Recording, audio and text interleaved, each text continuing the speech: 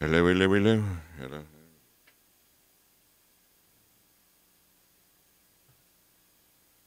Hello, hello, hello, hello. Okay. Oh boy, that's okay. Okay, there we are. 1, 2. Okay. Now, Skype. There we are.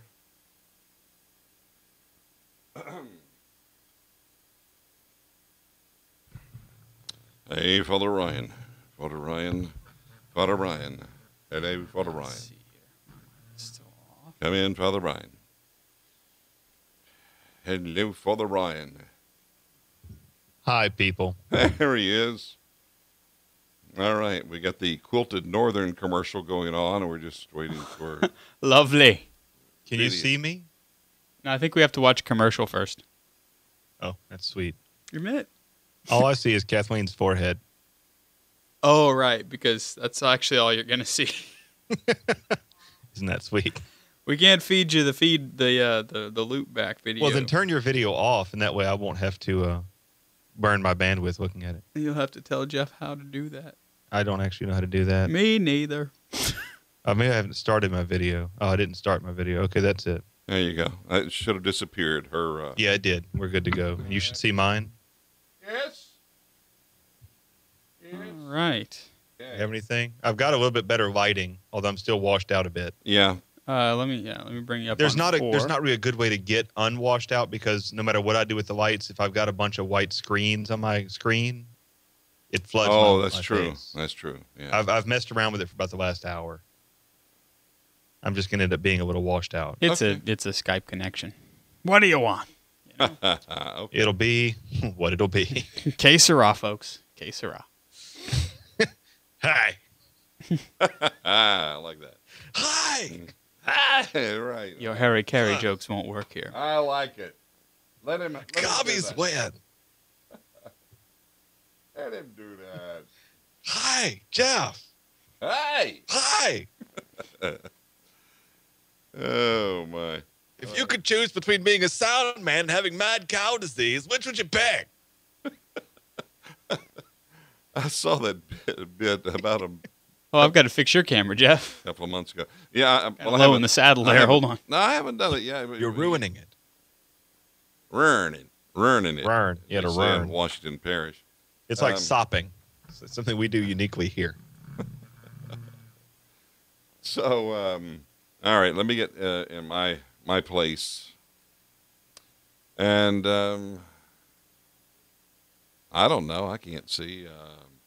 And if you, just as long as my head is small as y'all's, does that make sense? Well, I mean, you can zoom out just a wee bit, but yeah, I want to. I need to get the Google Drive pulled up here too. That works for me. Now let's see. Was there a shadow back there? I saw. Okay, because I'm going to be looking this way. Is it? It's got. Is it this light over here? No.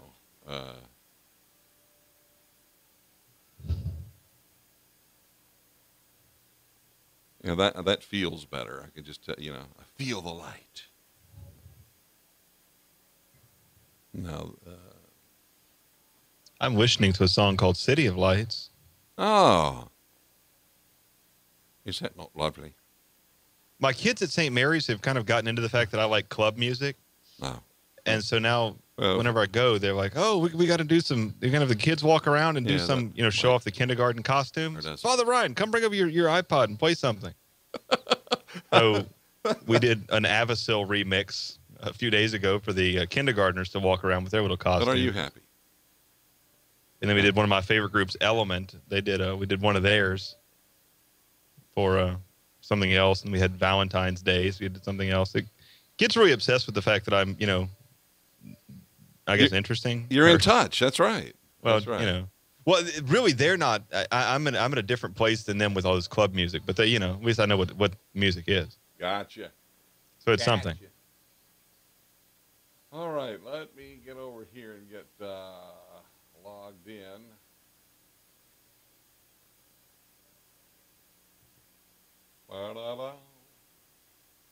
Yeah. It's Jeff and the Flesh Tones. Father Chris just set up a little light here to help my flesh tones. Because I'm That's not. just to prevent you from seeing the screen, Jeff. Don't let him lie Let to me you. tell you, it's working. I hate flash spotlights. Miserable.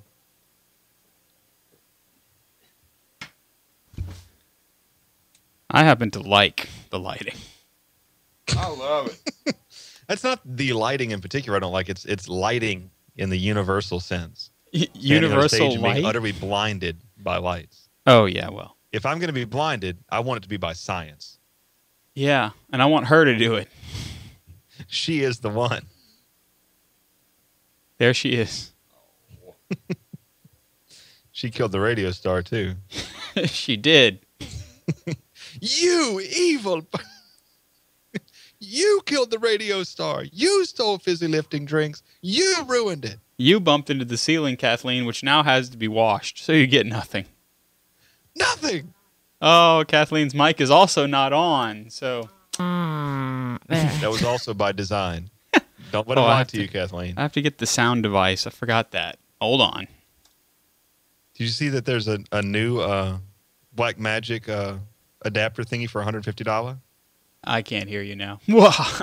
And it's not my fault. Oh, that's also by design. Well. I don't know how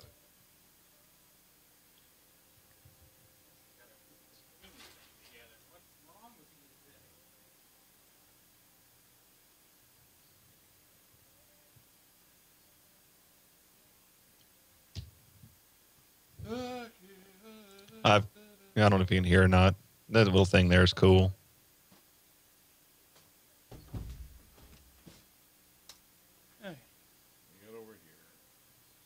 All right. Here we go. I shared it in the group chat. It's Black Magic's new Ultra Studio Mini. Oh. Super cheap. And it's a full Thunderbolt HDMI/SDI No way. adapter. Oh, look at that. I've been waiting for this. I've been waiting for a thing like this. Of course, but the funny thing about it is that I have had almost zero luck with Thunderbolt. I have one of their Blackmagic Thunderbolt devices. I've had another Mac user tell me the same thing. Just dead on arrival. Well, I can't explain it. I just know this is cheap. Which is probably one of your clubbing songs.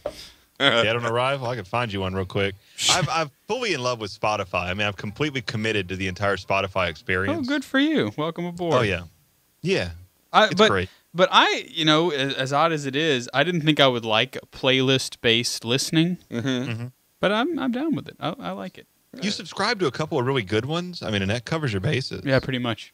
Now, unfortunately, they don't have as many songs as I would like. Every now and then I come across, more often than I'd like, I come across them they don't have. Yeah. But Wow. generally speaking, I cover my bases. And if I need something else, I keep some other music. I still have my 10,000 iTunes songs if I need them.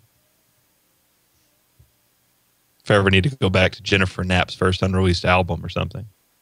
I remember your Jennifer Knapp days. Yeah. We called it Jennifer Knapp time. It was naptastic. Jennifer Knapp time. Yeah. Oh, that's sweet. All right. Fight Reminds me, Spotify helps me to rediscover my CU pick of the week. I just have to put it in the thingy. Thanks for that. But of course. All right. So. Are you ready for I've got to move. iPad audio? Oh, is the light in your way? Well, it's directly in line with that. I just need to move it over. But it's perfect. Well, then we're not going to move it. No, you can move it. Let me come and help you out here. If I can. Stay right where you are. I'm tethered. No. Oh, you got your coily bob. I So. want you to You're be a terrible comfortable. person. Don't lick that. No. That's something you pretty much say anytime. Just Yeah. don't lick that. Yep. Probably wouldn't want to. That's nasty with a capital T. You have nasty. locked my content. I'm not even allowed to look at it. I'm going to have to cancel. It says this post is locked by Father Chris Decker. I'm not allowed to touch it. Fine. Well, be that way. So, be that way.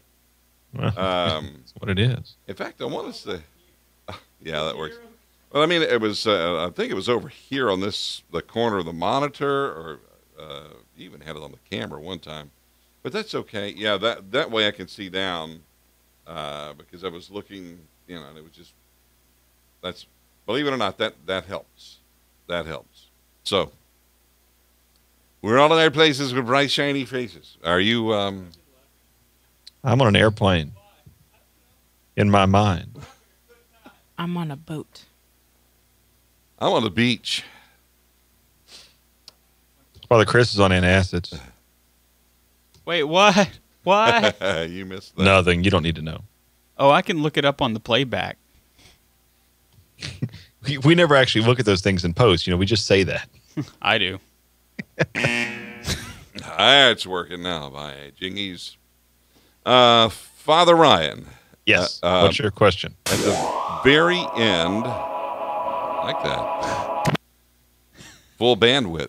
At the very bottom of the document, number 15 and 16. We can do that now. Mm-hmm. Well, I'd have to turn off his Skype connection. Oh. I see. Not the connection, but the video. Uh-huh. I'm with you now. You want to do it afterwards, or you want to do it now? You don't have to. Oh, are you going to record it on that computer as well? Yeah. Are you going to record it on the other computer? No. Are we doing a video promo or just an audio promo? Audio. Just audio. Audio. You want to grab it now? We got time. Okay. Yeah, That's just bring down his... Okay. Just bring down my levels and I'll talk like I'm in a big giant room. Big giant room. Big giant room. Kathleen's big giant room. Sorry. I have one of those. There are Doritos in here. Doritos. It smells like Doritos. You got port? Yes, I do. Please pass the pie, the butter, the oranges. Pie, butter. Looks like gravy. Squint hard. Altar goes there. All the Chinese places are closed. Big buttery moon. Sidewalk kind of look like ice cream if you squint hard.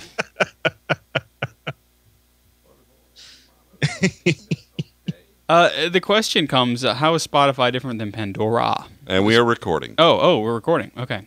Do you have your promo there? Yes. Okay. And, feel free to change it or ad lib or something, whatever you want. Okay. And right. if we can get it under 15, we'll be fine. Okay. All right, I'm killing my mic and Kathleen's, and anytime you're ready. I'm Father Chris Decker. And I'm Father Ryan Humphries. Join us for the Catholic Underground, where technology and the church meet up. Journey to the digital... This is a synthesizer. And take two. I'll just start with the journey too. Journey to the journey.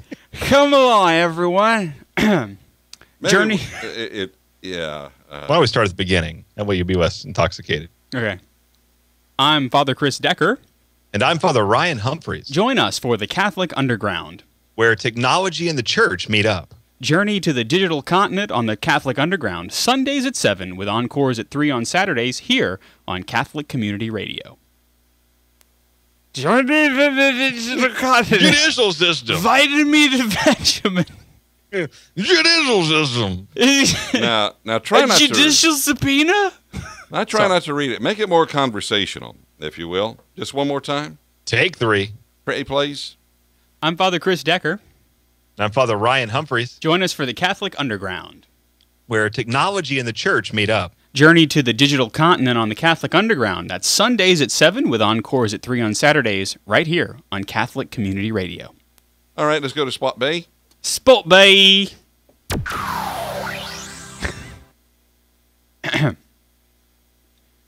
I'm Father Chris Decker. And I'm Father Ryan Humphries. Each week we discuss spreading the... you and your S's that are all together. I'm Father Chris Decker. And I'm Father Ryan Humphries. Each week we discuss spreading the Catholic faith to the digital continent. in a format that you will not hear anywhere else. He's not lying. It's the Catholic Underground, Sundays at 7 with encores at 3 on Saturdays, right here on Catholic Community Radio. All right. Can you get you just one more as a safety, and then we'll call it a day. The arsonist had oddly shaped feet. Sorry. Scotchy, scotch, scotch. That's right. You stay classy, Jeff Blackwell. And keep it conversational. Father Ryan, did you know I'm Father Chris Decker? Yes, I did, Father Chris Decker. And who are you?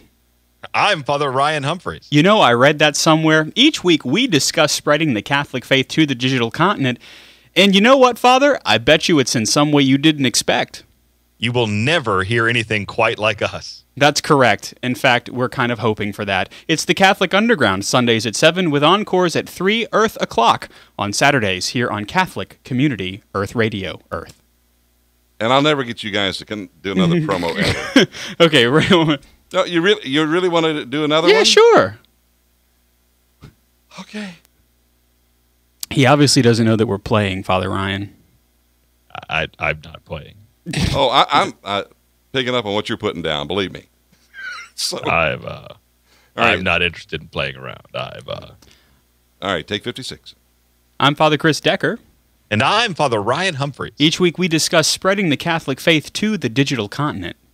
And we discuss it in a format that you're not going to hear anywhere else. It's the Catholic Underground, Sundays at 7 with encores at 3 on Saturdays here on Catholic Community Radio.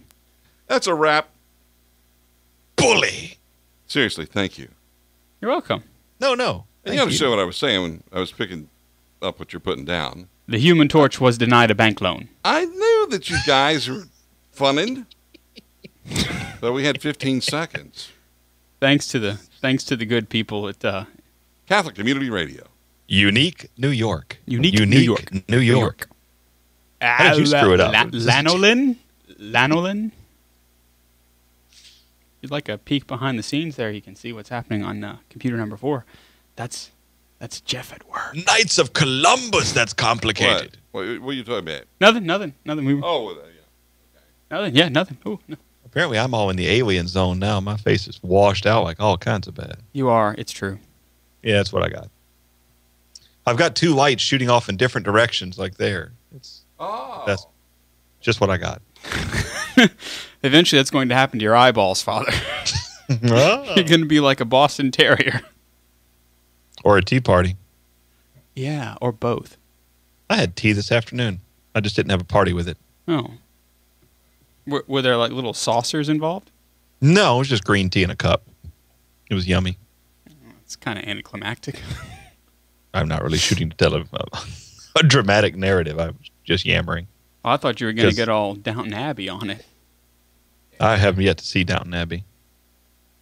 I don't like upstairs, downstairs shows. I myself enjoyed Upstairs. Well, I've only seen the first few episodes of Upstairs, Downstairs, the original one, and I like it. Mm-hmm. Yeah, I'm not a big fan. Kathleen, you're working awful diligently over there.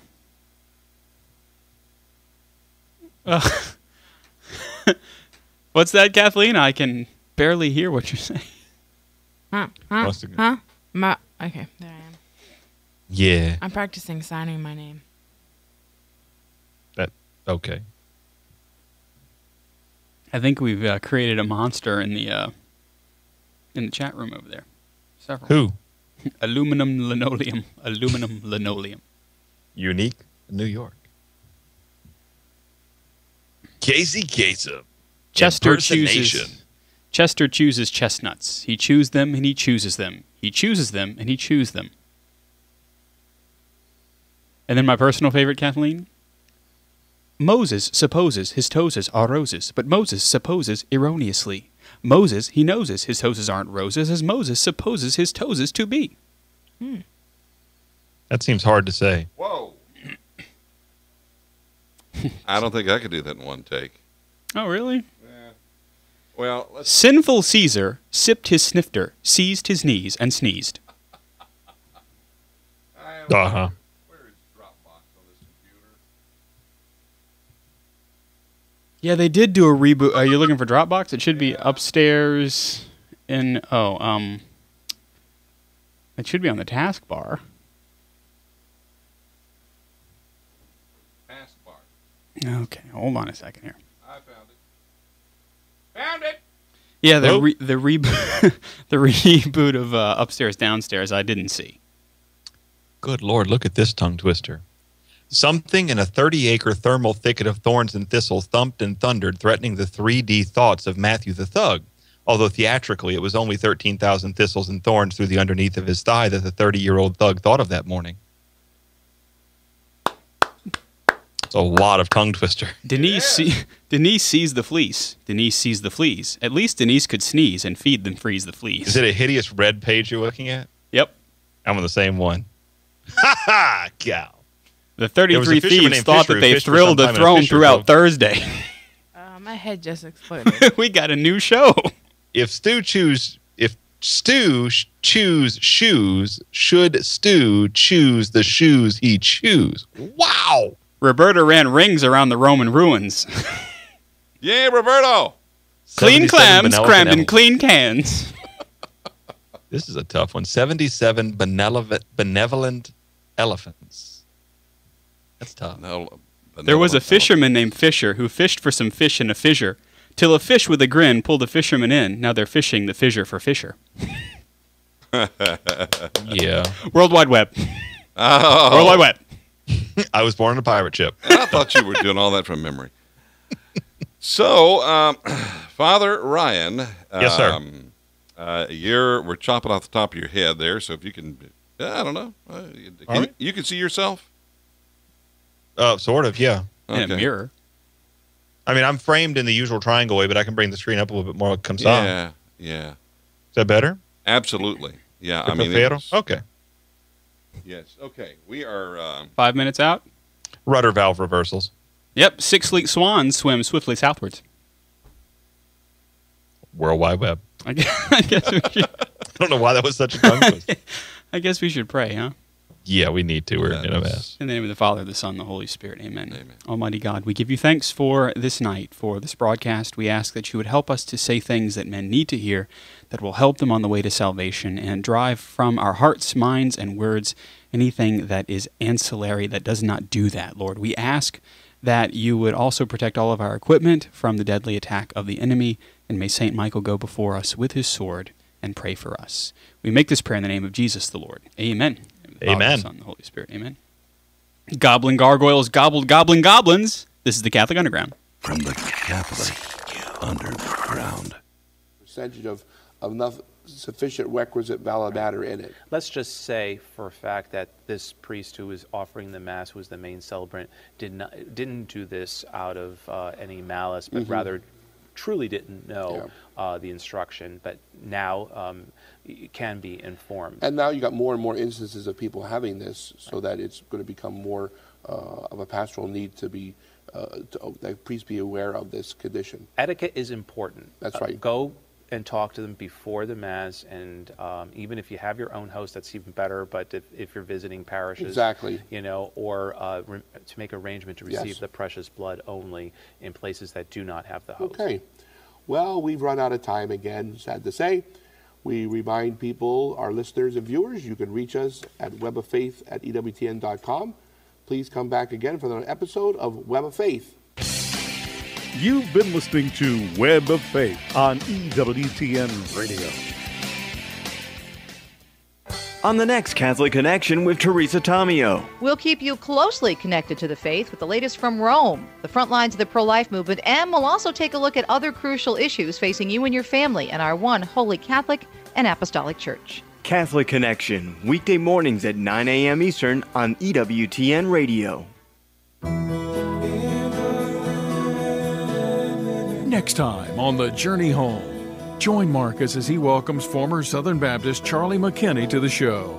See what convinced him to make the journey home to the Catholic Church. That's on the next Journey Home, only on EWTN. This is EWTN Radio. Vernon's Hardware has been serving Baton Rouge since 1965. The owner is my grandparent, Tommy Chenevert. Vernon's Hardware is located on Florida Boulevard, serving St. Thomas More and St. Louis King of France parishes. I like this hardware store, and we go to church at St. Thomas More. We have jambalaya pots and cast iron cooking equipment for tailgating. I'm studying phonics, not hydroponics. Do you rhyme everything? Vernon's Hardware, that's my grandparent. Vernon's Hardware, 272-0955. You are invited to Come Away with Jesus and attend the annual Lord Teach Me to Pray Weekend of Prayer, March 27th through 30th at the Airport Hilton, New Orleans. Presenters will include Father Andrew Apostoli, CFR, and Jesuit Father Brian Dunkel. Of course, the main guest will be Jesus himself, made present through the Mass, reconciliation, and Eucharistic adoration. This retreat is like stepping into heaven for the weekend. Register today at LordTeachMeToPray.com or call 504-439-5933. Catholic Community Radio relies on the financial support of you, our listener. We also rely on your prayers, but word of mouth is another valuable way that you can support this station. Tell a friend. Tell them to tell a friend. Thanks for your support, and thanks for listening. Weather forecasts on Catholic Community Radio brought to you by the National Weather Service and sponsored in part by you. Donate online by logging on to CatholicCommunityRadio.org.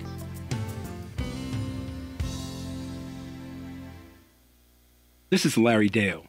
Catholic Community Radio truly strives to be Catholic radio for your community and a resource within the Catholic community. With this in mind, we're starting the Catholic Community Radio Business Network. The mission is to grow Catholic businesses that are committed to the practice of Catholic values by networking among other Catholic businesses. If you have an interest in joining this growing group of Catholic businessmen and women, let us know. Log on to ccrbusiness.net. That's ccrbusiness.net.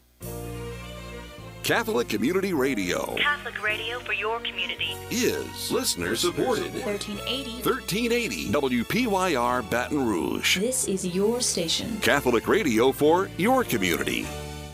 From the Catholic Underground.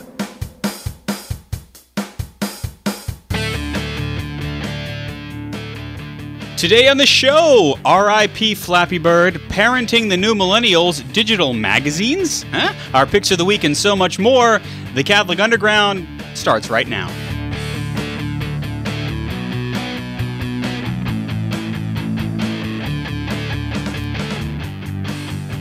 Yes, my friends, it is time for the Catholic Underground, your weekly Catholic guide to the digital continent. It's episode number 257. I am Father Chris Decker, and if you are listening live, you can join us at CatholicUnderground.tv and get your chat on. A special welcome to those of you who are watching us on YouTube Live and our CUTV live stream. Joining me this week, we've got Father Ryan Humphries. He is the rector of the Minor Basilica of the Immaculate Conception in historic Natchitoches, Louisiana. Ask him about his Mosetta. Hello, Father. Hello, world. Also, we've got Kathleen Lee. She is a teacher at St. Joseph's Academy in Baton Rouge. She is our semi-pro faith ninja, and she's got Post-it notes. Hey, Kathleen. Hey, how are you?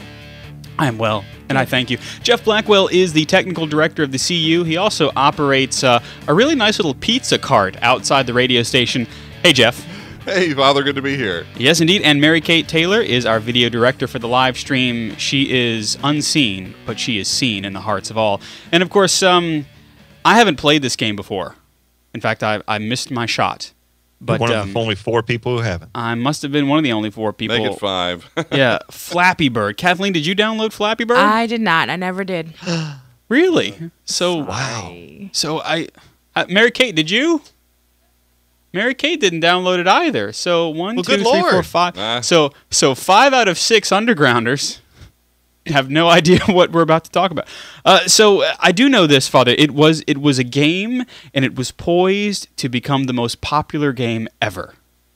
It was way up there. If you remember, these iOS games kind of happen in waves, right? Yeah. The first one that took off was Angry Birds, and everybody wanted to play Angry Birds.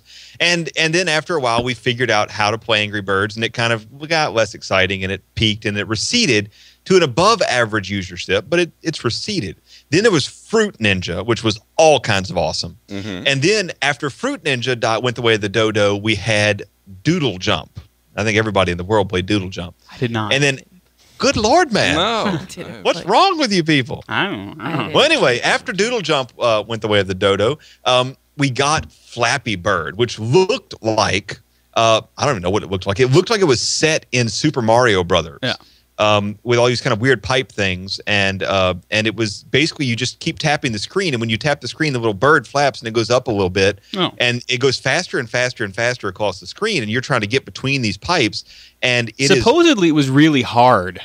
Well, it was easy to play, but extremely hard to get good at, and so your high score would be 5. And so people would play this thing for an hour and never get above like level 5. I had one kid in my school who was like level 13, and he was, basically a rock god, walking around like I've got Flappy Bird number 13, But the creator of the game is a Vietnamese coder named Dung Nguyen, who's made dozens of these little games. He's just time killers. This is you're standing in the grocery store, you're waiting in line, and you just pull out your iPhone and you play this little game. But he says, quote, Flappy Birds was designed to play in a few minutes when you're relaxed, but it happened to become an addictive product. I think that it has become a problem, and to solve that problem, it's best to take Flappy Bird down. It's gone forever. So it went the way of the Willy Wonka factory. It just shut down one day. It did. I mean, and this guy is kind of my hero because he looks around and sees this is not good for society. And just says, well, I've made a decision. It's over. And pulls the #1 game on iTunes Store. Just pulls it. Done. Over. And I was going to say, here's the insanely weird thing, is this guy was making bank on this game, too. Oh. $50,000 a day. Yeah. Yeah. I mean, that's really saying something. He's making $50,000 a day. So either he doesn't need the money, or his virtue, and the virtue of everybody else, is worth more than the money. I don't know, Kathleen, if you were making $50,000 a day on a game, but you couldn't take the hate mail, because supposedly that was part of it, right? Is people were writing in telling him how hard the game was, and he realized what a big kind of albatross he's created in the shopping line. I would like to think that I would do the same thing, take it down, because there are a lot of watching my students, they can just that's why my class takes their notes on paper. Oh. Old-fashioned. Are you one of the only teachers that does that? Yeah. Oh. Kathleen is old school. I haven't quite been discovered yet, but... Oh. But yeah, because you look out and it's like... I'm like, hello? I know that you are not even paying attention to what I am talking to you about. Yeah. I'm talking about incorruptibles, people, and they are like... So yeah, I would like to say with my experience with youth that I would shut it down. I don't know, Jeff. $50,000 a day. What about you? If I was making $50,000 a day, I'd take next week off. But one of the things that I had read about this is that it looked very similar to, is it a Mario Brothers game? Yeah. And that perhaps the real underlying reason for him pulling the plug on this is because that there was a possible litigation in the works, but that has not been verified. But still, to give up that kind of jack, man, I don't know. I would like to think that this is not just an act of of not needing the money, but perhaps this is a man of virtue, right? Saying, well, hey, it became an addictive product. It's a problem. It's gone. That to me of the Vietnamese folks that I know, and Father, you and I have known many throughout our seminary days. There is such a desire to do what is right by the guys that we know, that I wouldn't put this past a very strict code of ethics. And that's true. And I kind of feel like the same thing. I feel like this guy really does, want what's best for people. And frankly, I mean, he's been running this game for several months, and if he's been making that kind of scratch every day, he's probably going to be fairly set up. He's in Vietnam, which has a fairly low cost of living, compared to the United States. And so this guy's probably, got enough cash, but at the same time, it's still almost heroic to me to say it's the right thing to do, and so it's what I'm doing. Yeah. I like to think that there are still some heroes, even the ones who code. That's just pretty awesome. And he is a game maker, so it's not like he's going to just. There'll be other games, right? Oh yeah, he'll have something better to come along. And frankly, how long was the game active? Was it a week? Oh no, it was active for at least a month. Okay, so it's been a month. Okay, well, so he's probably made the money that he needs to make to feed his family or at least his soda habit or whatever. I don't know. Yeah. Well, I mean, I'm surprised that it took about 12 hours for people to start coding Flappy Bird knockoffs. Oh, yeah. And there are about 40 of them now, but Oh, none yeah. of them have the same cheesy 8-bit goodness. That's true. I think that may have been part of it, is that there was some sort of nostalgia that the millennials and us pre-millennials, I guess, just kind of access. There's something about that's that visceral 8-bit experience of Super Mario Brothers that I think I would find very, very becoming. Yeah. If Well, I you would've can't downloaded it. because it's gone. It's gone. Forever. I did see on Facebook a couple of days ago one of the people that I follow. He said, "So I have an iPhone with Flappy Birds on it, $1 million, and the phone is yours." Well, they're selling on eBay for, $5,000. Really? Yeah. Man. I think Dung is right. It has become a problem. If somebody is going to buy an iPhone for $5,000 just so that they can play Flappy Birds. Yeah, yikes. Wow. Yeah, I know. And that's reals. That's for reals. Yeah. Flappy Birds Anonymous time. Yeah. There's coffee in the back. So it is very, very respectable and admirable what he did by taking it down. And apparently from Taylor in the chat room, who is newly confirmed, by the way, congratulations to her and to all of my other parishioners who received the sacrament of confirmation. Taylor says, Fallout Boy is making a knockoff Flappy Bird game called Fallout Bird. I guess it's going to be the Flappy Bird, but with like a bowl cut with sharp, pointed bangs. Oh. That's my guess. I don't know. Yeah. So I've got to think that that I'm kind of glad that I'm not really kind of a gamer. Yeah. Because there's plenty of games that I haven't played. In fact, I don't have any games on my phone. I have none. Zero. I just deleted Wheel of Fortune. Oh yeah, I had Uno on my phone. Jeff, do you play games on your phone? I do. Not very often. I really just have a couple. One is is that Gopher game where you spell words. I'm not. Oh, Spell Gopher. No, I don't know. What is that? Word Womp. Word Womp. That's the one. Womp womp. Word. It's a game. That's right. That's Word Womp. Yeah, Father, on your non-iPhone, you have games? Yeah, I have a couple. Nothing that I really spend a lot of energy on, but just like time Words killers? with Friends and things like that. My iPad, which I use almost exclusively when I'm home, has crosswords and Flappy Birds, and I'll sell it for $5,000. Somebody is interested, but no, I have just a couple of time killer games. But since I've been here at Immaculate, I haven't had a lot of need to kill time, so I haven't played them much. Yeah, my time killer is Pinterest. Pinterest. Yeah. I could just scroll forever in the geek category, or I'm gonna get made fun of, but I also like the home decor category. I'm sorry, it's That's so sweet. There we go again. Yeah. You know, in a slightly unrelated thing, because I know we're about to go to interstitial anyway. Yep. One of my favorite magazines of all time is Southern Living. Yeah. I've recommended it before. It's a great catalog. There is a new catalog called Gun and Garden.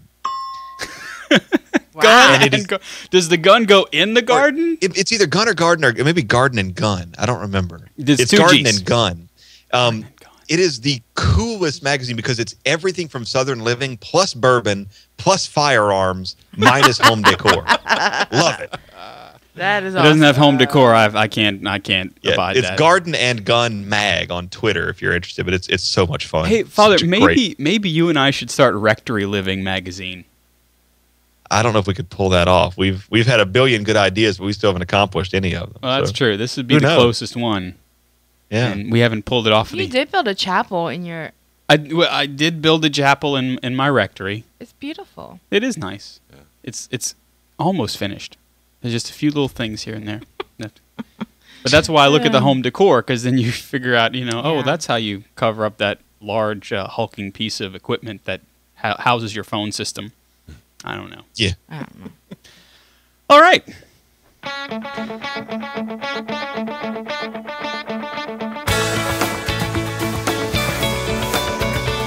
Thou art listening to the Catholic Underground. We are online at catholicunderground.tv, where you can find our live show feed, you can find our chat, and you can also find out more about the Catholic Underground. I am Father Chris Decker. Joined by Father Ryan Humphries on Skype, Jeff Blackwell in the technical director suite, Kathleen Lee to my left, and Mary Kate Taylor in the video cave. Our picks of the week are coming up a little bit later. But first, from the Parenting in the New Millennium desk, there are two stories this week. First, Lifehacker recommends that parents reward kids with screen time tokens. Yes, we all know that if parents don't force their kids to put down the electronic device, like we were talking about, yes, then they soon could become extras in The Walking Dead or any other zombie movie. That's true. So it's a must to limit screen time nowadays. At the same time, we know that good parenting means negative reinforcement for bad behavior. Mm-hmm. And positive reinforcement for good behavior. That's how we came up so well adjusted, Kathleen. That is we true. Received all of that. I thank my parents every day for that. But what does positive reinforcement look like now? I can't even imagine personally, because I having a child, I wouldn't want to know how to have to do that today. Yeah, because I see how it kind of manifests itself just like in church. Yeah.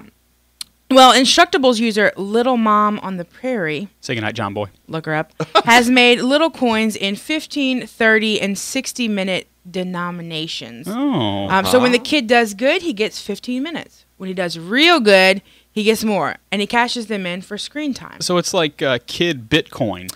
Yeah. I like that. I don't know.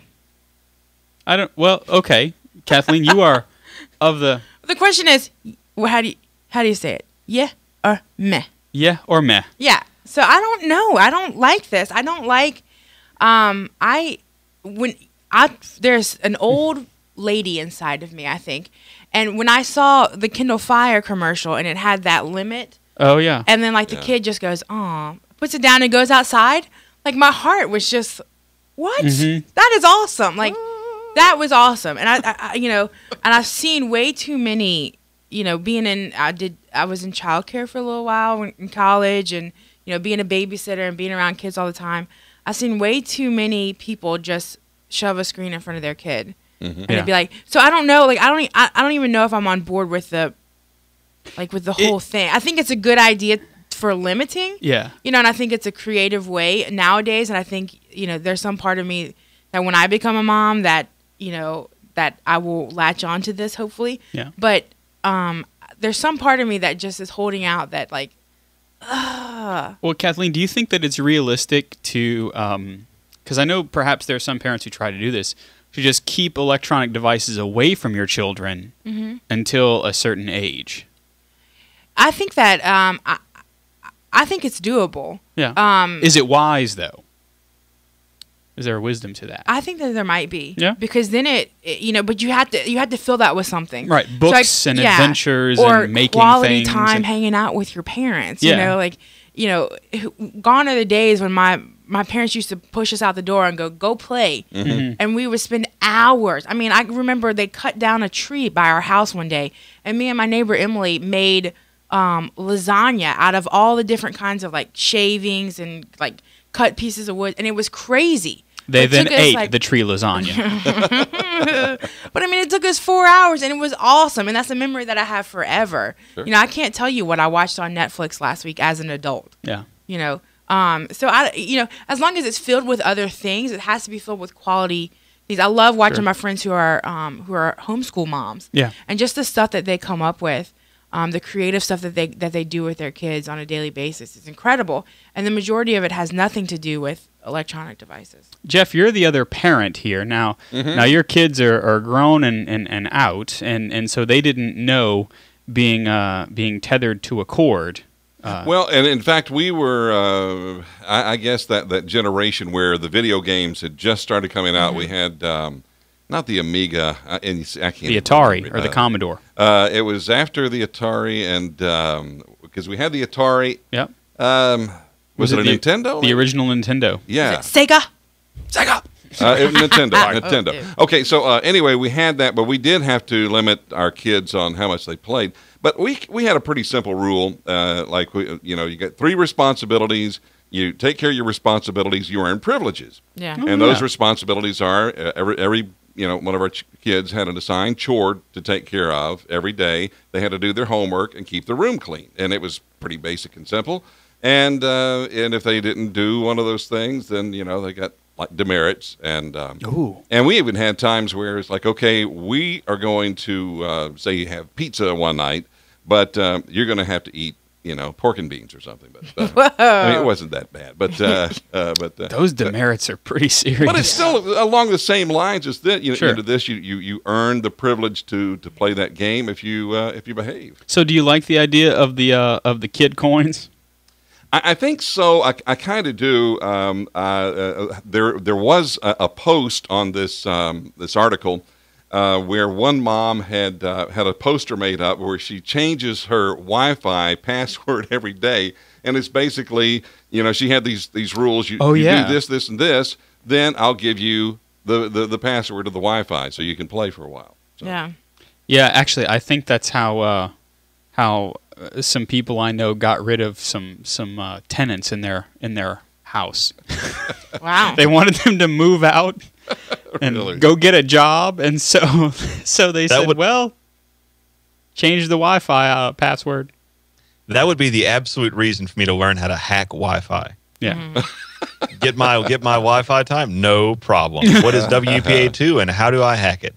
That's right. So you use your screen time to do this research. I would. I would use every heartbeat of that screen time to do that research until there was no more of that chore nonsense. I like that. I'd change Mom's password for her. And then lock her out of the system. Oh, my. That's right. Mary Kate says it's a good thing you're a priest and morally upstanding. Yeah. Yeah, that's a good thing. He's still not beneath him, I promise you. Well, I've explained how easy it is to do man-in-the-middle attacks to my kids at St. Mary's, and so I have them all, very, very, very assured that if needs be, we'd write a little Python program, and I could just capture all their Snapchat, and then we just do it on morning prayer. We'll just put up some on the big screen and see what people think. So this is Father Ryan is using his black hat skills. That is well, they awesome. all said, what does hacking look like? So I showed them some code, and they went, so you can really do this stuff? You're not just. I said, yeah. And they go, okay. So immediately they said, do you have to use the Wi-Fi? I said, no, you can use your 4G. I said, I won't do that. It's a felony. And immediately everybody pulls out their device and starts tapping away. So now nobody's using the Wi-Fi. Oh, which is doesn't really make any difference to me. It just was fun. Yeah. Well. My goodness, I kind of like this coin idea. Mm-hmm. Of course, to me, this is assuming that you're policing what your kids are using their screen time for. Right. Because I mean, I know as a kid, I was always on the computer, but it wasn't to play games. I was always in Corel Draw or Microsoft Paint or a creative type of program, and my parents were actually quite happy to have me using the computer for that. And of course, that was the days of dial-up internet. I think we remember those. Mm-hmm. Yes, indeed. But yeah, I'm glad my parents knew. Yeah, it's because you're using creative programs. You're making things for school, or you're drawing, and that's a good thing. But yeah, I don't know. Just 60-minute coins to play Flappy Birds. I don't know. Yeah, I think it has to be quality time on the internet. Yeah, I was thinking about this weekend.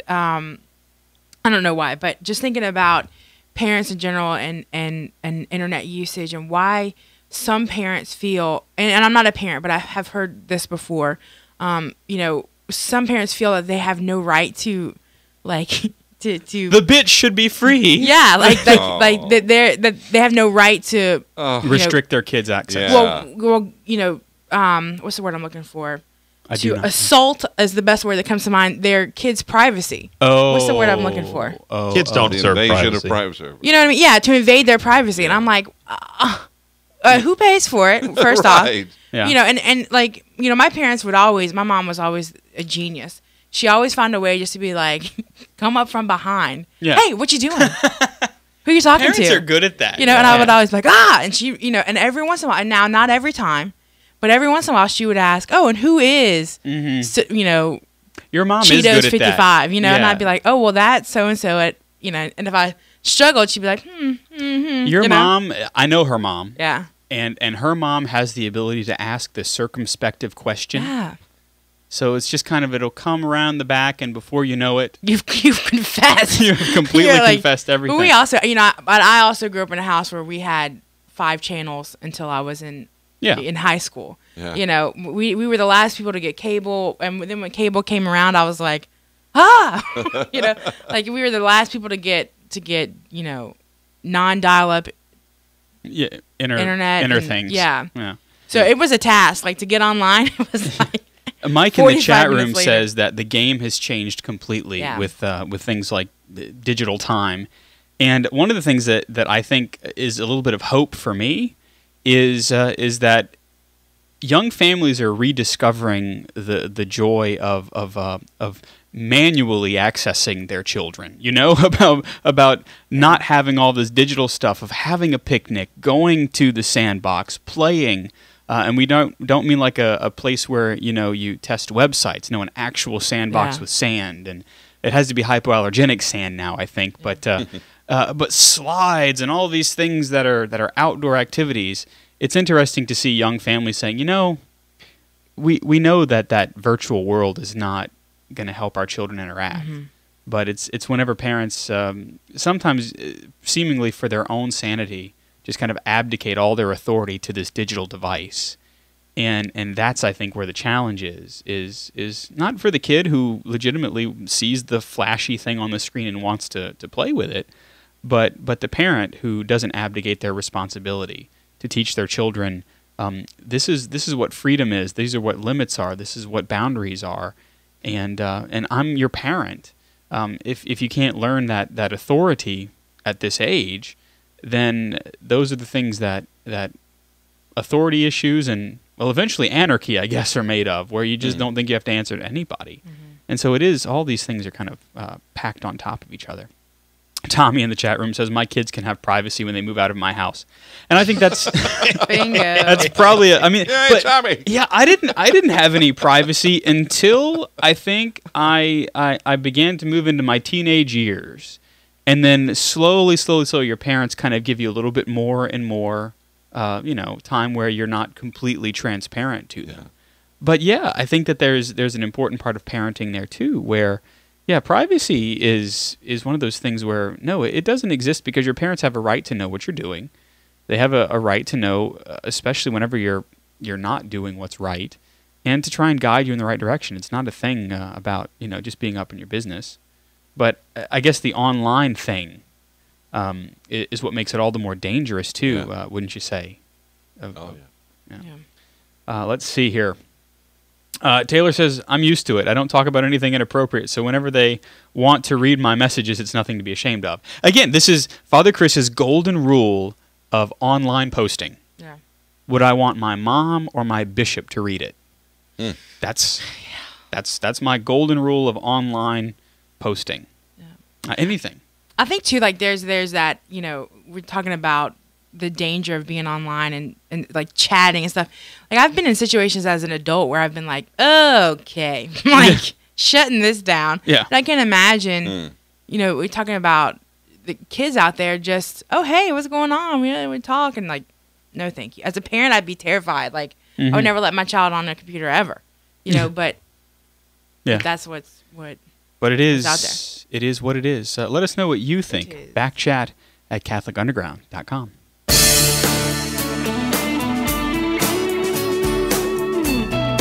You are listening to the Catholic Underground. I am Father Chris Decker, joined via Skype by Father Ryan Humphries. Kathleen Lee sits to my left. Jeff Blackwell sits before me. And Mary Kate Taylor switches the video in some ivory tower miles away. Actually, it's right in the other room. But we've been talking about parenting. And in that same vein, the folks at Modern Parents have penned an internet contract between parents and kids. So this may be the next development, Jeff. Oh, I know. Of what we've been talking about, actually. And I can see toddlers right now hiring an attorney. Toddler attorney. Toddler attorney. Father, I think. Reality TV. I want 3 more juices before noon. Well, I really think. All I see are number signs, dollar signs everywhere. Kid coins everywhere. Sorry. Continue, Jeff. Oh, I will if I can remember where I was. You can muster, yeah. But no, this idea, I think in theory, starts off pretty good, but enforcing it's going to be quite another thing. But someone has come up with it was the folks at golly, what is it? Modern Parents. Thank Mhm. you.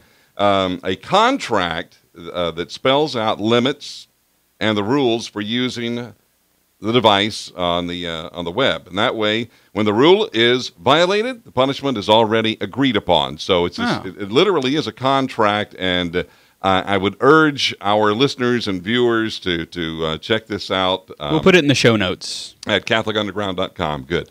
Anyway, it really is a big deal in dealing with pornography. But it's also a great idea for keeping track of the times of playing games and what have you. And I think, in theory, like I say, it's great, but enforcing it's going to be tough for a parent to do because you still have to keep an eye on what your kids are doing and what their surfing habits are. Yeah, and that's always the hard thing is to try and keep track of all that. But there are things out there, Father Ryan, that help parents to keep their eyeballs on what their kids are doing, right? Oh yeah, there's mountains of good software. There's all kinds of. I mean, you have to think too of if you really want to be like a nerd parent who wants to go above and beyond, you can just turn on screen sharing and then lock that feature. I mean, there's all kinds of ways to enforce it in a way when you're tangibly there, and then in a way when you're not. And I think the internet contract is actually a really good thing to teach responsibility, provided that you have a kid who takes responsibility seriously. And ultimately, that's kind of one of those foundational parenting skills. You have to instill in your kids the idea that their personal responsibility matters. And of course, some kids are hard to get into than others.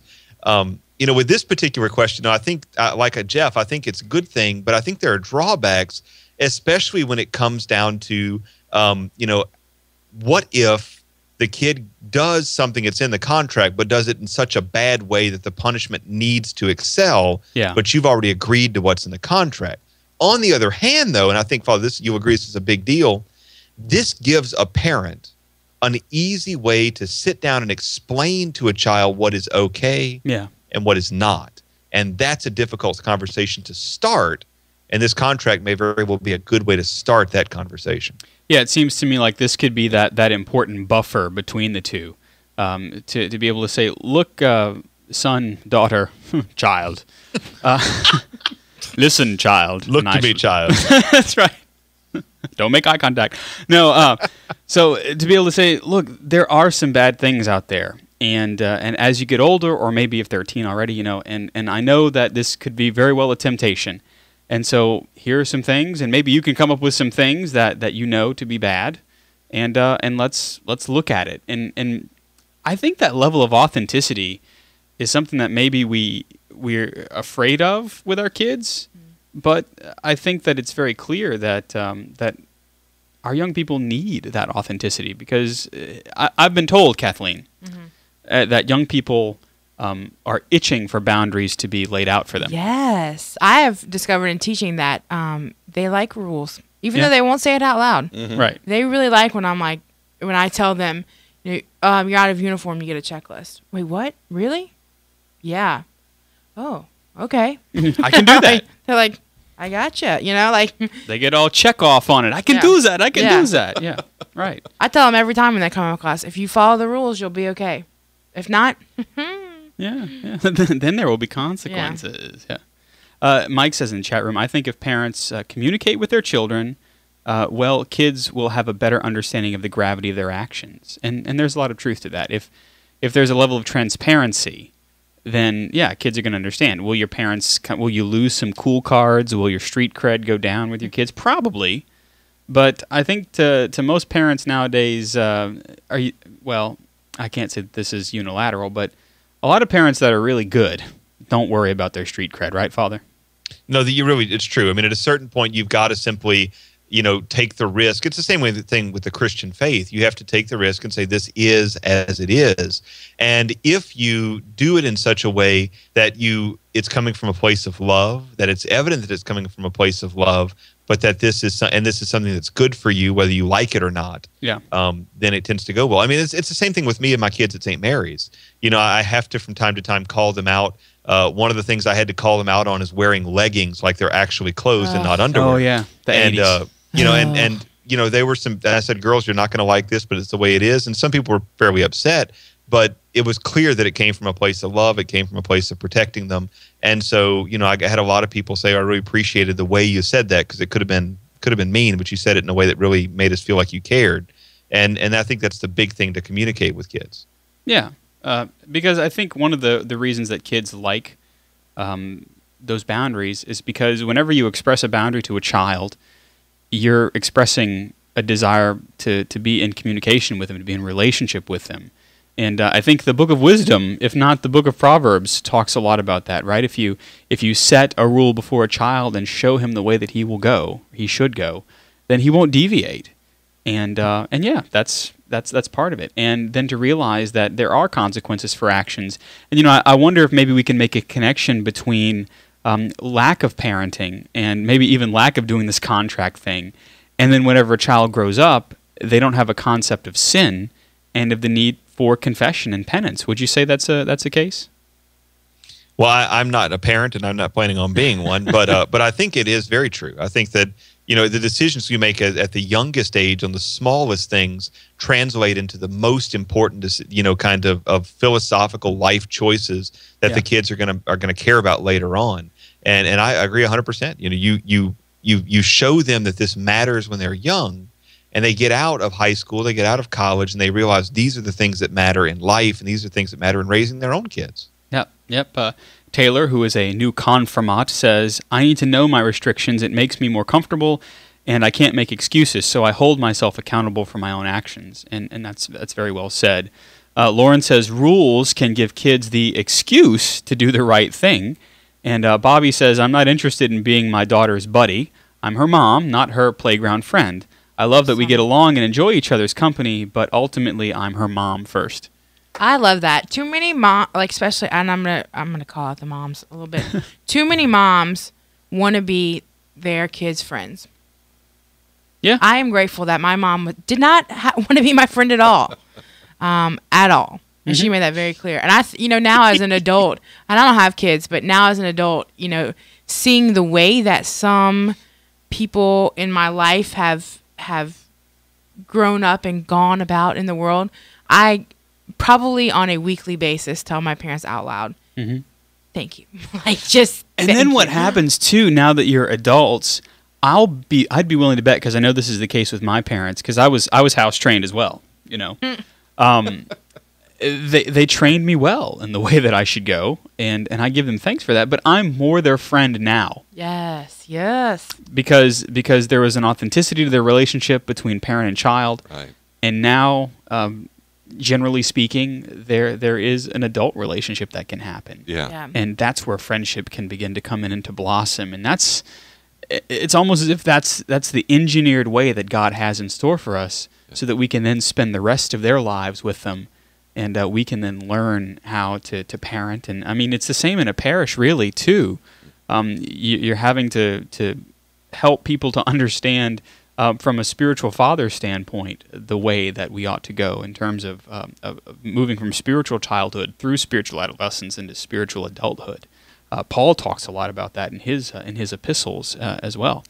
So good stuff. Jeff, you finish up by saying good luck enforcing the contract, huh? Yeah, and I think everybody, we can all join in. The reason why it's going to be hard to enforce is because kids will be kids. They will. Mm-hmm. That's true. And like little velociraptors, they are always attacking the fences, looking for weaknesses. Wow. Yeah. Yeah. You like that? Yeah, I did. I like it.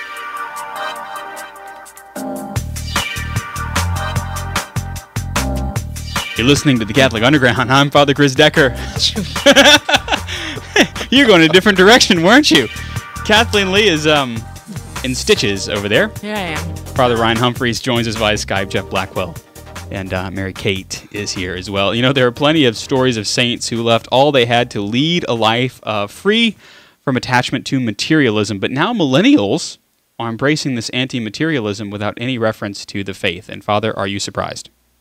Yes, I am actually. It's being called minimalism, and unlike your hipster nonsense where you put on silly kind of horn-rimmed glasses stuff. Yeah. it's not really a function of poverty, and it's not really a function of something ironic. It's a function of just sheer exhaustion with having to chase around some ideal of whatever. And so you have really, really wealthy people, like we're going to share in the show notes, a guy who had $600K a year, dumping it to live in an apartment that was about the size of our seminary rooms or about the size of a dorm That's room. 10 by 12. And then you have people, who are less wealthy, who just want to get rid of the clutter and who want to get into something more simple. And it might be that it's a function of our digital life, making things like books and CDs and cheap art, junky wall art obsolete. Yeah, those sad clowns. Yeah, so many sad but I think clown most pictures. of the people who are embracing minimalism argue that it's about the peace and the freedom that comes with it. What stands out to me is it's one of those things about faith where it has side effects. Christianity has side effects. A prayer has the side effect of giving you a sense of calm and peace. And detachment from things has the side effect of giving you that sense of comfort and joy. And, it seems like they've stumbled onto the side effect without actually stumbling onto the thing that really matters. And, at some level, I believe God could go the other way around. God is certainly big enough to operate in the other direction. Sure. And so who knows? I mean, either way, it's a good thing to set aside materialism, even if it's not done for particularly good reason. Yeah, I think that I would be willing to say the same thing. I mean, honestly, you would like to think that monks go into a monastery because they have this all figured out already. But from the monks that you and I know, some enter maybe with an ideal of what the monastery life is, but they come about entering the monastery because of the side effects, and then they discover the God who brought them to the monastery. And sometimes perhaps that's the way with married life and things of that nature too. You go in for the side effects that you think are the actual effects of marriage, but then the Lord is able to work and show you and unfold things. So I think that there could be some truth to that.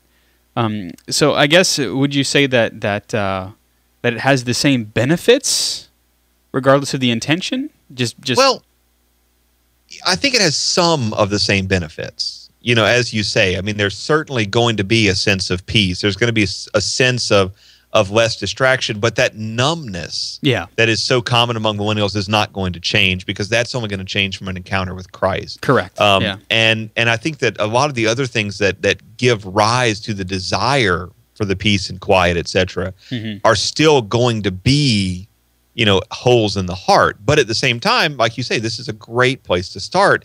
And so I think it's going to have benefits, to be sure. I just don't think they're going to be the same as if someone really sought to know, love, and serve God. Yeah, and that perhaps is the way that you kind of come about.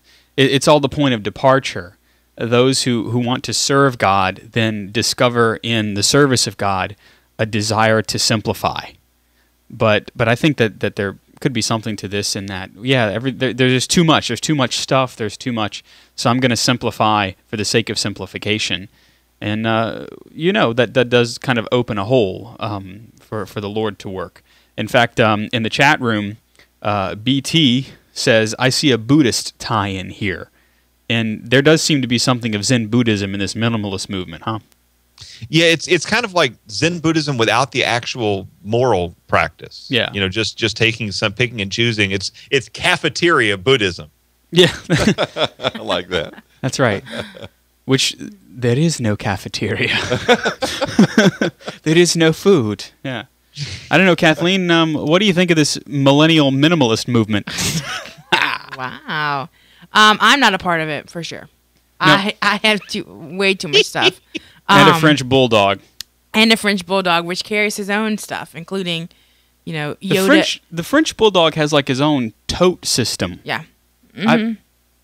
He's got Yoda ears and a bat suit and, Yeah. things to come with it. No, I am not part of this this idea. I routinely have too much stuff coming out. Like my 4-seater right now, my 4-seater SUV is now a 2-seater. Oh yeah. Because there's stuff in the Yeah. Yeah, one of my my pastors growing up called the passenger seat of the car his celibacy seat. He says, my wife doesn't sit here because I don't have a wife, but my ritual books sit here, my oil stock sits here, my stole sits here. Yeah, it's true. You can amass a lot of stuff. It's kind of like having a treadmill in your room. A treadmill can hold more than an earth closet. Yeah, that's true. That is true. Now, there is a desire. I think there's a desire in everyone's life at some point, where it gets to be, I'm like, gosh, dog it, I do not need to be going down the dollar aisle at Target anymore because I just get stuff that I don't need. And it gets to be overwhelming, and it's like I can't even think right because there's too much stuff, in my face. And so there is merit to this movement for sure. I think so. But it's all in how it comes about, and really, if people recognize that gaping hole there that should have been filled by simplifying, well, what do you fill it with?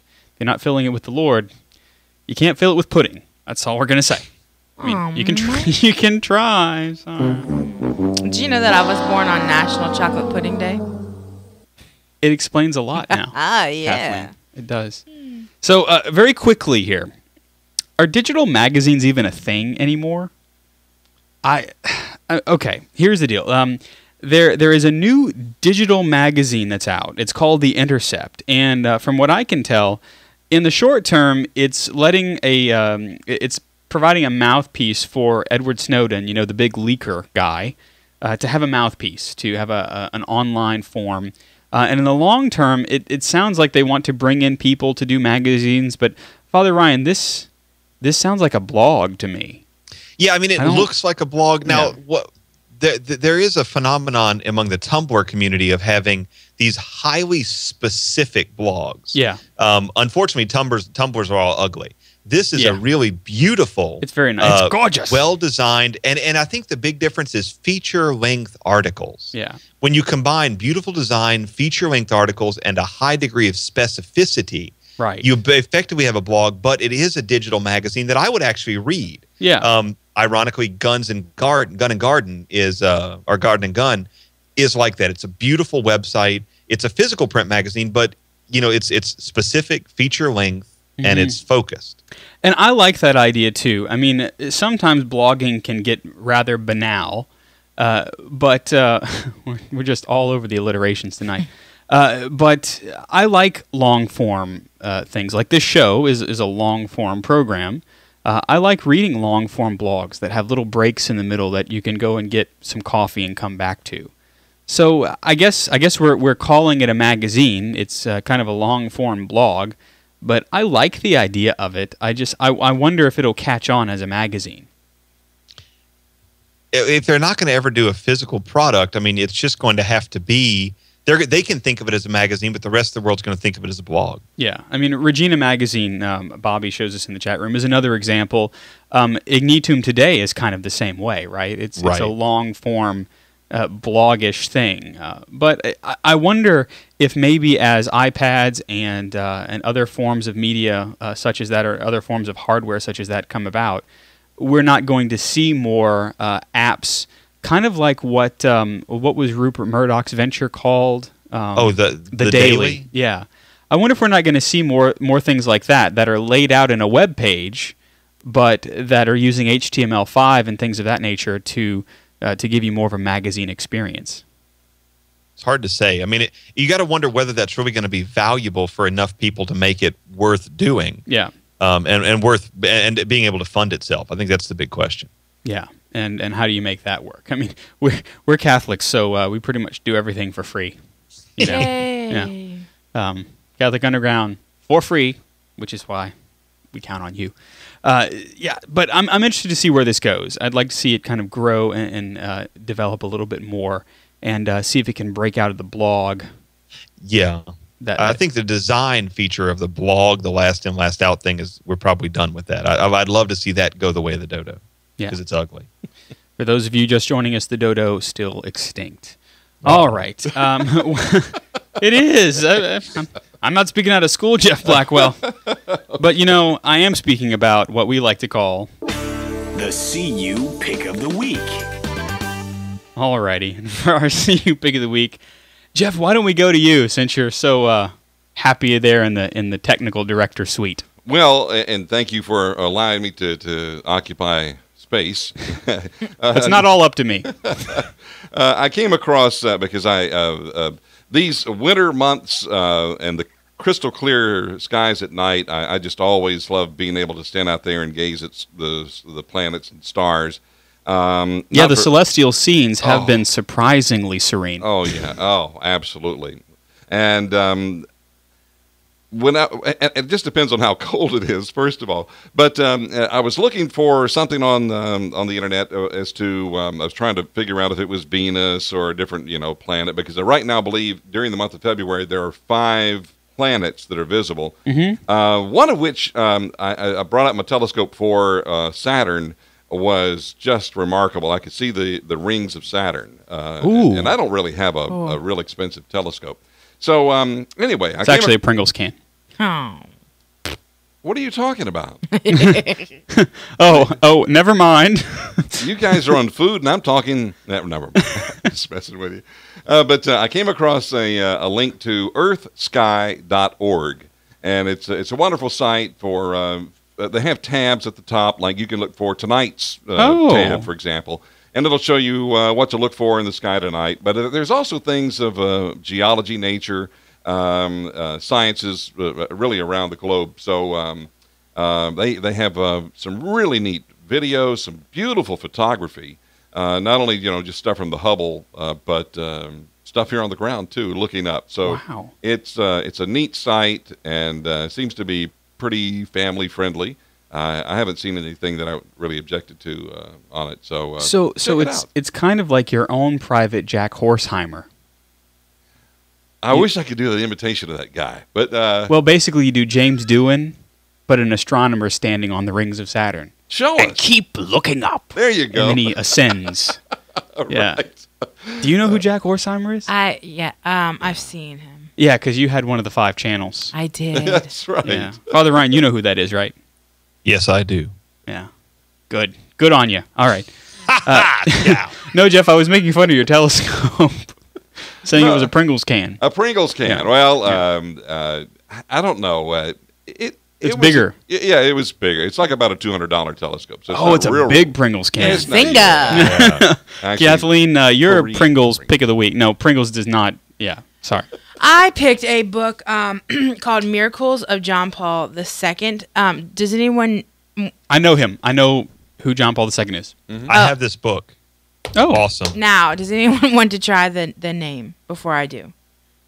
I will say his name is Pavel. Yeah. Pavel Zunowicz. Yeah, that's what I would say. Yeah. Anyways, it's a one of those books that I bought because I'm a book collector and I look at them on my shelf.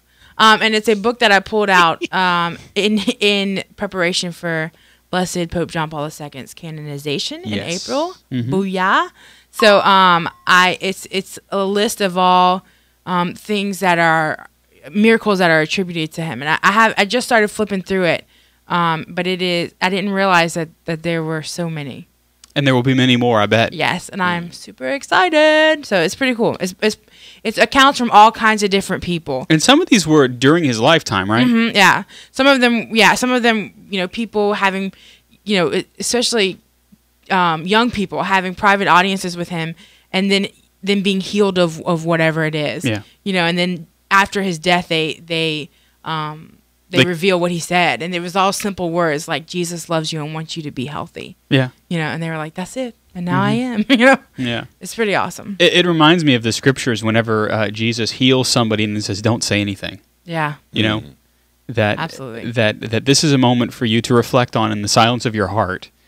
And then when the time comes, and of course, Father, we know how this goes, right? They immediately run and tell everybody, everyone with ears. Everyone with ears who could hear. And then some who probably couldn't. And so how neat it is to see these coming forth and to realize that John Paul II really was a holy man, and that if you're doing it right, the Lord can work through you in ways that you can't even begin to even understand. I know that just as a priest, the thing, I can't say that I've ever been responsible for somebody's healing, at least not that I know of, but when the Holy Spirit tells you to tell a person something, and that brings about really a spiritual healing or an emotional or psychological healing, those are the things that you go, wow, that Yeah.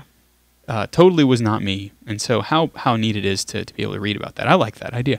Father Ryan, your pick of the week. I want to do two, but both of them are short.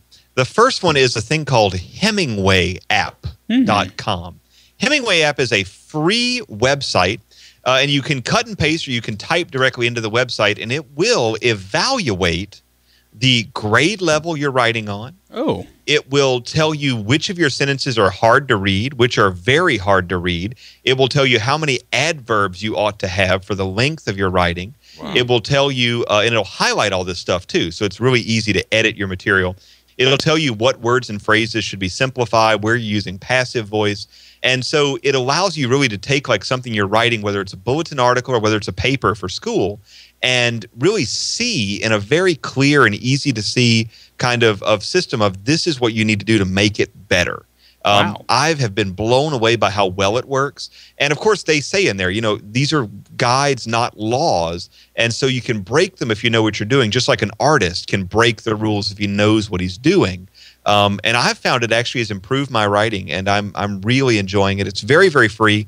And they are considering doing a desktop version of the app, which I told them I would pay money for right away. Yeah, that's one of those tabs you would keep open, Father. Yeah, it's immediately made its way onto my my bookmark bar, my very, very preciously spaced bookmark bar, and it's great. So HemingwayApp.com. And the other thing I want to tell people about is to look up Septuagesima. Yes. In the traditional calendar of the extraordinary form, as we call it, today begins the ramp toward Lent, Septuagesima. And so the Mass tonight, the traditional Latin Mass, had purple vestments. It had no Alleluia. It had no Gloria.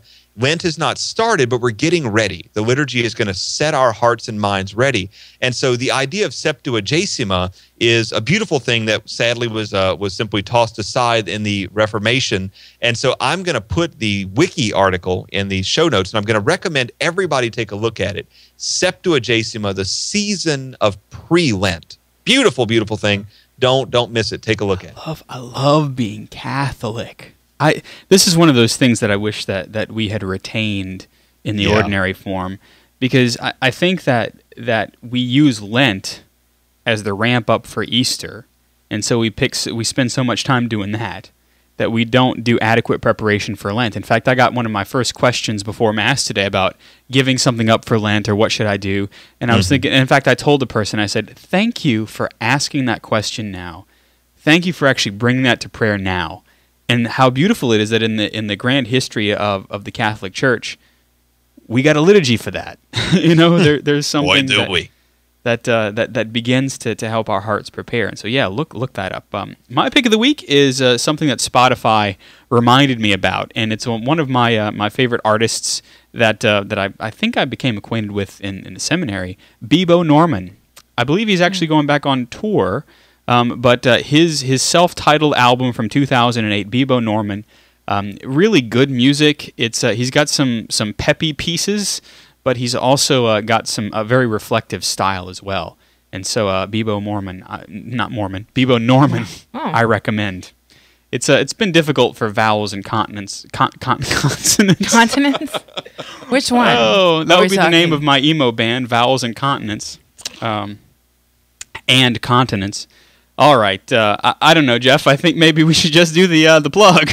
All right. Works for me. Portions of the Catholic Underground are brought to you by audibletrial.com/Catholic Underground. That's audibletrial.com/Catholic Underground. Alrighty, and we thank you, as I said before, for everything that you do for us at Catholic Underground. We're here because of you, and we stay on the air, and we're here every week because you want us here, apparently, and so we are. So keep praying for us, and if you can, help us out financially. You can do that by going to CatholicUnderground.com/donate and checking out all the options there.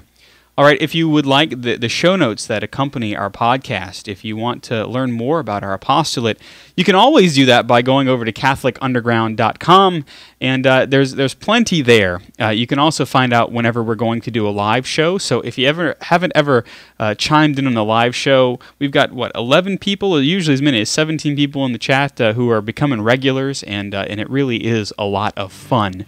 In fact, there's a whole nother show going on in the chat room right now. So a big shout out to our undergrounders who are chatting right now. If you want to find out ways to connect with us on Twitter or Facebook, you can head over to CatholicUnderground.com or Facebook.com/CatholicUnderground. And of course, we're going to do the roll call here because we're happy about that. We've got all these people. Father Ryan's church is online at minorbasilica.org. He's at Fr Humphries on Twitter. Thank you, Father Ryan. It has been my pleasure.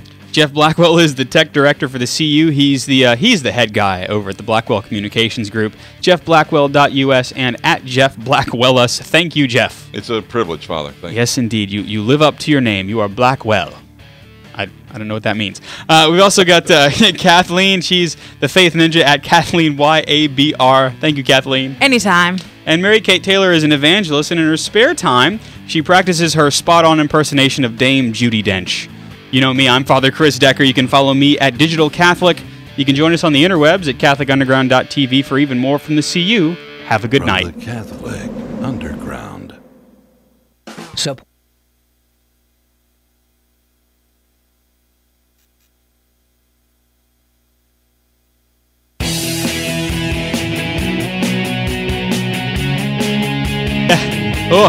I missed my time cue. Yeah, you did.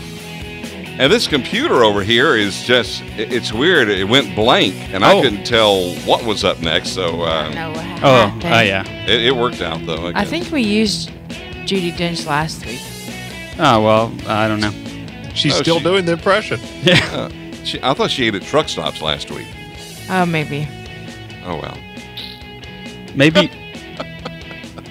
That's I don't know. Dame Judi Dench also drives a truck, Yeah. apparently. That's our Mary Kate. That's our Mary Kate. There you go, right. Father. Yeah. All right. Well. Man. Oh, well.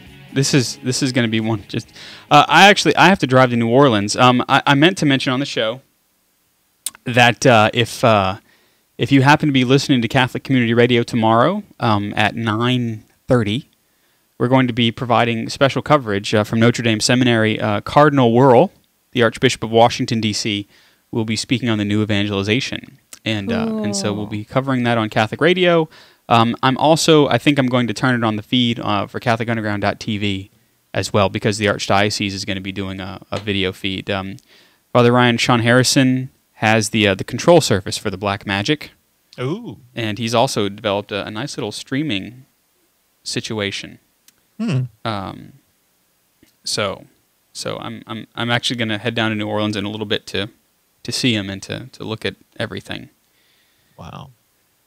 Yeah, so that's cool. So that's that. Yeah, head to the Big Easy on a Sunday night. Yeah, should be okay.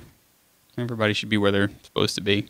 So, man, 12 people in the chat room. I wish I could stay around for the see you later, but I got to see you later because I got to get driving because I want to get down there before my Saturn View turns into a rutabaga or whatever. A rutabaga. I don't know what Saturn's turned into at midnight. Okay. I don't have anything to say to that. I'm not sure anybody does. Yeah. It's okay. So we're not going to have a see you later tonight? Not as such, no. This was... Man. Well, y'all can keep talking. Oh, I have to use the bathroom.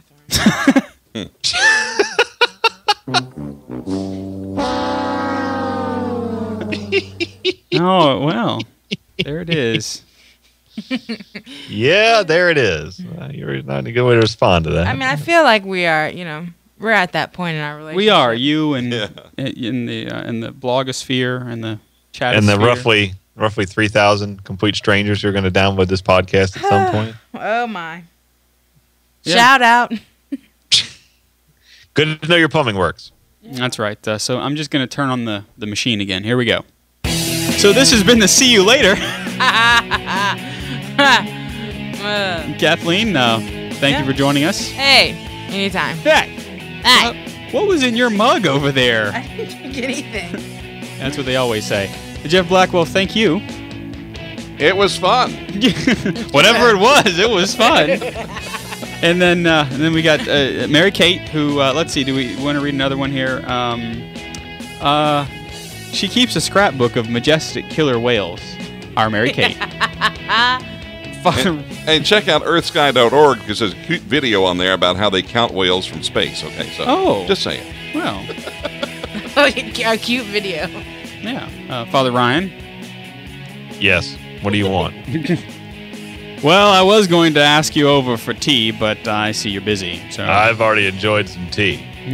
You've had the people come up from downstairs to bring it to you? Hey, it's great. Okay, now we're definitely done. I'm Father Chris Decker. We will see you later.